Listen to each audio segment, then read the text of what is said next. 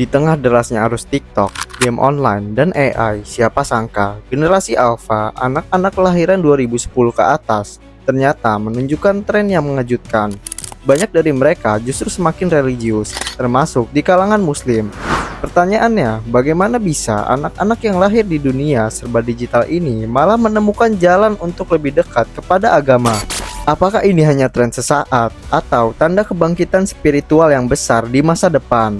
Sebelum dilanjut, jangan lupa like dan subscribe untuk mendukung channel ini. Terima kasih.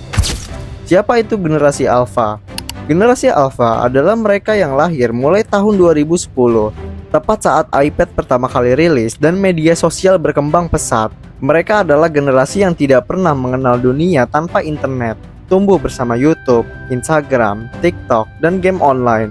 Uniknya, di tengah gempuran konten hiburan, riset menunjukkan sebagian dari mereka memiliki minat tinggi pada konten religius, termasuk Islam. Fenomena religius di dunia digital. Di berbagai negara, generasi Alpha Muslim tidak hanya menjadi konsumen media sosial, tetapi juga kreator. Kita bisa menemukan anak usia 10-14 tahun yang membuat konten tilawah Al-Quran, dakwah singkat, hingga podcast Islami. Platform seperti TikTok dan YouTube Short mempermudah mereka menyebarkan pesan agama dengan cara yang ringan, singkat, namun berdampak. Faktor pendorong, orang tua yang lebih sadar. Banyak orang tua milenial dan Gen Z yang sadar akan tantangan moral di dunia digital. Mereka mulai memperkenalkan agama sejak dini, mengajak anak ikut kajian online, atau mendaftarkan anak ke sekolah yang mengintegrasikan pendidikan Islam dengan teknologi.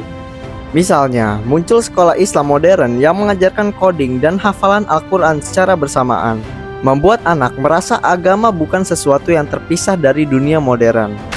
Peran influencer Muslim muda. Anak-anak cenderung meniru. Ketika mereka melihat influencer Muslim muda yang keren, cerdas, dan religius, mereka merasa agama itu relevan. Contohnya, ada remaja penghafal Al-Quran yang juga jago e-sport, atau pembuat konten sains yang selalu menyisipkan pesan tauhid. Figur ini seperti mematahkan stigma bahwa religius berarti kuno. Media sosial sebagai ladang dakwah. Generasi Alpha Muslim punya kelebihan yang generasi sebelumnya tidak punya, kemampuan menguasai teknologi sejak kecil. Mereka tahu cara mengedit video, membuat desain, hingga mengelola akun media sosial. Potensi ini membuat dakwah digital berkembang pesat, bahkan dari anak-anak. Kita melihat video anak usia 12 tahun membahas tentang kisah Nabi atau menjawab pertanyaan agama viral di TikTok. Tantangan yang mengintai. Namun, dunia digital juga penuh jebakan. Paparan konten negatif, budaya instan, dan algoritma media sosial bisa menggeser fokus dari nilai agama.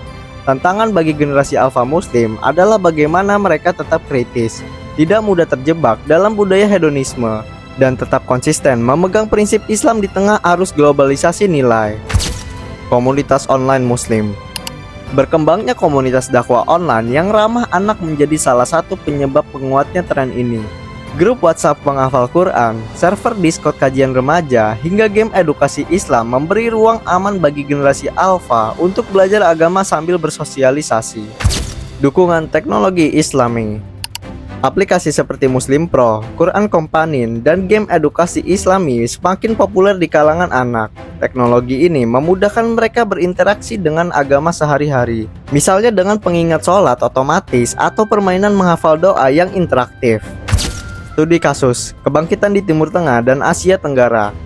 Di Uni Emirat Arab, sekolah-sekolah Islam modern mulai mengintegrasikan augmented reality untuk mengajarkan sejarah Islam secara interaktif. Di Indonesia dan Malaysia, generasi Alpha Muslim banyak mengikuti lomba dakwah digital, membuat video ceramah kreatif yang bisa viral di media sosial. Masa depan generasi Alpha Muslim. Jika tren ini terus berkembang, kita akan kembali melihat generasi Alpha Muslim menjadi generasi religius sekaligus sangat melek teknologi. Mereka bisa menjadi pemimpin dakwah global, memanfaatkan AI dan media sosial untuk menyebarkan Islam ke seluruh dunia, tapi juga menjadi benteng nilai moral di era serba instan. Peran AI dalam pendidikan agama. Kecerdasan buatan kini mulai digunakan untuk membantu anak-anak belajar agama. Ada chatbot Islami yang bisa menjawab pertanyaan fikih, tafsir, atau sejarah Islam dengan bahasa yang sederhana. Generasi Alpha Muslim yang terbiasa bertanya pada AI justru punya akses cepat ke ilmu agama. tren podcast dan audio dakwah. Tidak hanya video, podcast Islami yang ramah anak mulai populer.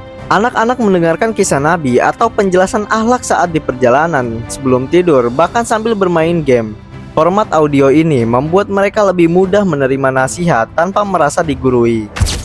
Gerakan literasi Quran online. Beberapa komunitas internasional membuat tantangan menghafal ayat tertentu setiap pekan lewat platform seperti Zoom atau Google Meet. Tantangan ini bersifat global, sehingga anak-anak di Indonesia bisa berinteraksi dengan teman sebaya dari Mesir atau Turki, saling memotivasi. Role model di dunia game. Banyak gamer muslim muda yang menyisipkan nilai-nilai Islam saat bermain. Misalnya, mereka menolak menggunakan karakter dengan atribut yang tidak sesuai syariat, atau memulai streaming dengan doa. Hal ini memberi contoh positif pada penonton anak-anak. Festival Kreatif Islami. Beberapa negara mulai mengadakan festival kreatif yang melibatkan generasi alfa muslim, seperti lomba desain poster dakwah, animasi Islami, dan film pendek. Ajang ini membuat anak-anak melihat bahwa kreativitas dan agama bisa berjalan bersama. Tantangan hijrah digital. Sebagian anak memutuskan melakukan hijrah digital dengan menghapus akun media sosial pribadi dan menggantinya dengan akun dakwah. Meskipun tidak mudah, ini menjadi bentuk perlawanan terhadap konten negatif dan upaya fokus pada hal yang bermanfaat. Peran ulama dan dai muda di platform anak. Beberapa dai muda sengaja membuat konten di platform yang biasa digunakan anak-anak, seperti Roblox, Minecraft, atau YouTube Kids. Mereka menyisipkan cerita Islami, kuis agama, atau tantangan akhlak di dalam permainan. Strategi ini membuat dakwah terasa menyenangkan.